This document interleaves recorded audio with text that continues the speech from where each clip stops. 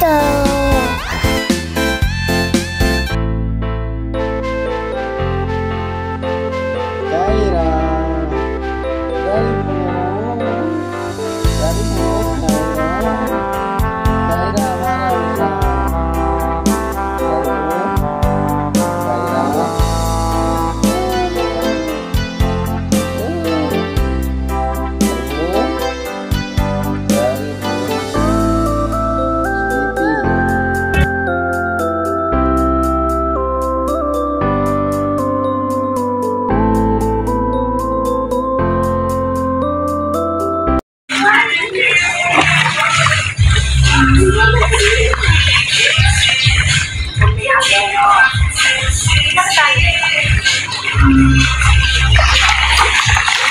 Grabe ang lalim ng tubig dito sa banda rito. Palibasa kasi mababa yung ano dito, yung lupa dito, yung pagkakasimento dito dapat pantay. Yan,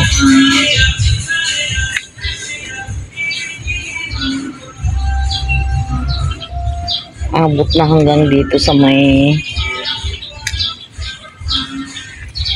ano dito, guys. Diyos ko po. Grabe. Abot na palanggang dito.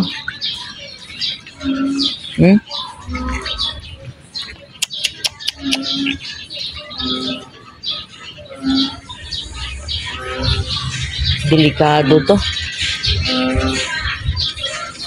Pagka tuloy-tuloy ang ulan, mapupuno pala yung ano natin, yung butas natin dito na dalawa. Ayan. Kung nakikita ninyo itong tubig dito. Ayan na yung mga tanim ko na kangkong, saluyot at saka kamote. Ayan, dapat pala masimentuhan dito banda, oh. Ito. Mataasan ng kaunti. Grabe. Delikado si Inday. Pagka ito ay napuno, pangyayari yan, guys. Papasok sa banyo namin yung tubig ng ano, ng kalsada. Kasi nangyari na minsan sa amin yung kaya nagkaroon po kami ng panibagong butas dyan, parang pagkalimbawa na puno yung maliit na ano dito, nabagsakan ng tubig dito, ano bang tawag dyan, guys? Hindi naman yan downspout ba yan? Yan yung ano, yung drain, pinakakanal ng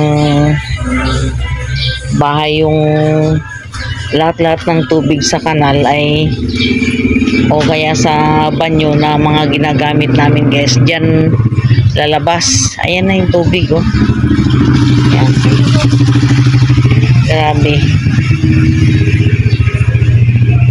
Isa lang ang ano natin dito, guys, para hindi pumasok doon sa loob, siguro ay maanuhan dito, manuhan ng simento siguro dito.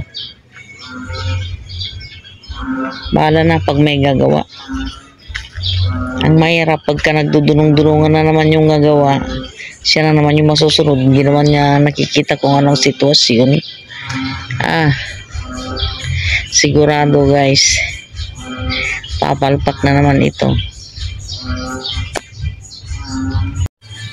Dito lang dadaan ang tubig. Ayan, di ba na? Ang dami na doon, oh. Apaw na doon. Akala ko, dito lang. Yun pala, dito din. Oh. Siyempre, pagka tuloy-tuloy ang ulan, anong gagawin ng tubig ulan? Diba, magsahanap ng dadaanan niya? O, nakikita ninyo yan. Ito. Hindi pupunta ngayon dito sa kanal. Ngayon, pag napuno yung kanal dito, may access din naman papunta doon sa butas natin dito. Mapupuno ngayon ito. Ngayon, pagka napuno naman itong dalawang butas na ito, di mag-stack up ngayon yung banyo natin. Wala nang malulusutan yung tubig kasi puno na rito eh. Oh. Ngayon, gagawa na lang tayo ng paraan kung paano mahaharangan yung tubig na manggagaling doon. Pa letter L na lang siguro. Dito, kailangan mataasan para tuloy-tuloy yung pagbagsak ng tubig ulan papunta ron sa ibaba. Dapat kasi pinantay na lang pagkakagawa dyan, hindi yung ganyan. Dapat kasi gumawa na rin lang tayo, ayusin na natin. Malit na bagay lang naman yan guys, may bayad naman tayo eh, di ba? Yan lang doon. Ayun, mas malalim doon kay Apurika. Ayun, pagka pag-stack yung tubig, marami na doon, papunta rito. Ang gagawin ng tubig, maghanap ng dadaanan dito, papunta sa dalawang butas na yan. Kaya siguro ang gagawin dito, pataasan na lang dito sa banda rito. Kunti lang, mga ganyan siguro. Dito lang sa side dito. Parang ba? Ang ganda po ng view dito sa may swimming pool pagka ganitong magtatakip silim na. Yan, itong gustong-gusto kong pinagmamasdan dito, lalo pagka ganyan na binubuksan ko na yung ilaw.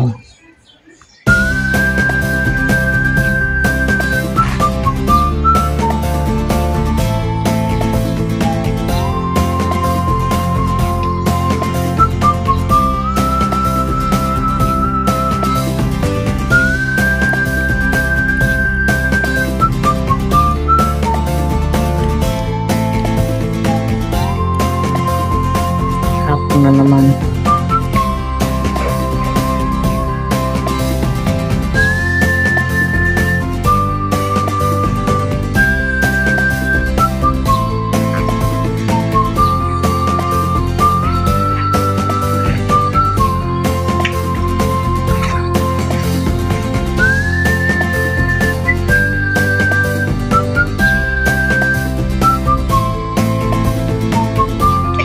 Hindi dumating yung magsiyota na pusa ngayon.